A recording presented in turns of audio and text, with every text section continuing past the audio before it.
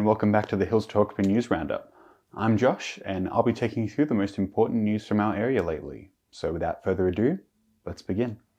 Great interest has been brewing around the Box Hill City Centre site at 29 to 31 Terry Road, which recently went to market after the collapse of previous developers' Top Lace. Now being sold by Frank Knight and CBRE, quoted prices have estimated the value at $600 million for the 4.3 hectare site, which is anticipated to have a nearly 23,000 square metre shopping centre and 660 new apartments in the residential blocks. Top Lace collapsed earlier this year in July while owing over $1 billion, jeopardising several other developments in the hills alongside the proposed town centre for Box Hill. Expressions of interest for the site closed on Wednesday, October 11th, and it's hoped that construction on the increasingly vital building can begin soon for residents to have a convenient place to shop. This is your last reminder that the Voice to Parliament referendum is tomorrow, Saturday, 13th of October, with the entire Australian population voting about a proposed change to the Constitution that would see an Indigenous voice enshrined. Before you vote, make sure to read the official AEC pamphlets and our coverage from the India Club debate held in July, which featured prominent speakers from both the Yes and No campaigns like Shireen Morris and Warren Mundine. Make sure to schedule it into your day if you haven't voted already. The Hillshire Council is holding another free chemical clean-out in December to allow residents to dispose of any chemicals or batteries they have hanging around on Saturday the 2nd and Sunday the 3rd of December. Held at Castle Hill Showground, locals are encouraged to bring a wide variety of waste for disposal, including paint, pesticides, oils, batteries, and X-ray films, to name a few. 20 litres or kilograms of material are permitted for disposal by the Hillshire Council during the clean-out, which will be at Castle Hill Showground. For more information about what kind of waste you can bring, visit the Council's Recycling Directory webpage.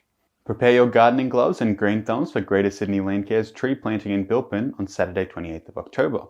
Part of the wider Creating Canopies project, the event is taking place at Bilpin Springs Farm and is expected to run from 9 a.m. till 2 p.m. Green spaces are associated with better physical health, lower stress levels, and a greater community satisfaction, so it's great to get planting for a great cause. Attendees are advised to bring their own water and wear suitable clothing like long sleeves, closed shoes and hats, as well as bringing their own sunscreen. Training and tools will be provided on site alongside refreshments, help lower Sydney's temperature and assist local wildlife by booking a spot via the link currently on screen. 4 young athletes from the Hills have made the most of the Coles Little Athletics National High Performance Camp on the Gold Coast, which gave them the opportunity to improve themselves both physically and mentally. Matilda Webb of Winston Hills Little Athletics emerged champion in the 1,500 metre walk at the 2023 Coles Little Athletic Championships, while her teammate and Borkham Hills local Caitlin Martin finished second in the high jump. Jack Proudfoot finished second in the 100 metres at the same event previously, and Brendan Armstrong is the reigning 1,500 metre champion for the Sydney North Regional Championships.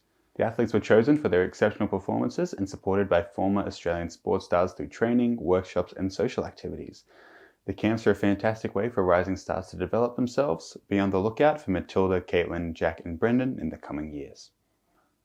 Hillshire Council is inviting residents to have their say on plans to plant more trees along Samantha Riley Drive. Weeping Lily Pilly, water gum and lemon-scented myrtle trees have been proposed in the draft streetscape landscape plan, as well as propositions to include a full 1.5 or 2 metre footpath on either side of Samantha Riley Drive between Brampton Road and Foxhill Road. However, the footpath would come at a later date. The plans can be viewed now at the Have Your Say section on the Hillshire Council's website.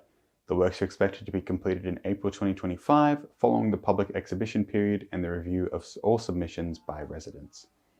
Now, here's a selection of events happening in the Hills and Hawkesbury. Savour the Flavour is here, happening this Saturday to treat residents of the Hawkesbury to terrific food and beverages. It runs from 4 p.m. till 9 p.m. tomorrow at Richmond Oval and Park and is looking to be one of the Hawkesbury's biggest events of the year. The official launch of Pink Ink Australia is also happening Saturday with a party at Hillside Hotel, with every dollar raised going towards cosmetic tattoos for breast cancer survivors. Tickets are still available and they're $70. Northam Grammar is hosting an open day on Sunday, allowing parents to get a more in-depth experience of the school and ask questions about how Northam can help your kids flourish. The event is from 10:30 a.m. till 12:30 p.m. Jeanette Starr is running an animal painting workshop thanks to the Castle Hill Art Society on Sunday as well, from 10 a.m. till 4 p.m. and it's suitable for all skill levels. Make sure to bring your own materials and book a ticket, which is $90, and it's taking place at 157 Ridgecrop Drive. Richmond's Corella Community Choir will be joined by the Sydney Balalaika Orchestra to present an afternoon of wonderful music on Sunday at the Richmond Club. Book a ticket for $35 to see some great talent from 2 to 4 p.m. And a workshop outlining the basics of starting a business is occurring at Hillshire Council on Wednesday the 18th, from registration to basic business plans. The event is free, but make sure to register for a spot. And that does it for this week's News Roundup. As always, have a great week, and we'll see you next time. This is Josh, signing off.